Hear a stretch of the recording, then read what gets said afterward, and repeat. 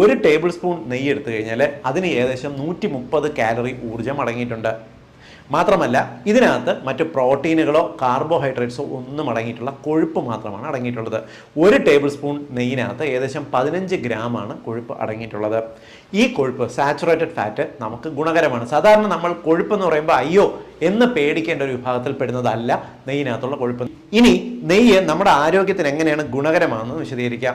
നെയ്യിനകത്ത് നമ്മുടെ ശരീരത്തിന് ആവശ്യമായിട്ടുള്ള 4 തരം വൈറ്റമിൻസ് അടങ്ങിയിട്ടുണ്ട്. അതായത് ഫാറ്റ് സോലുബിൾ വൈറ്റമിൻസ്, കൊഴുപ്പിനകത്ത് അലിഞ്ഞു ചേർന്നിരിക്കുന്ന 4 തരം vitamins. Vitamin A, vitamin D, vitamin E, vitamin K.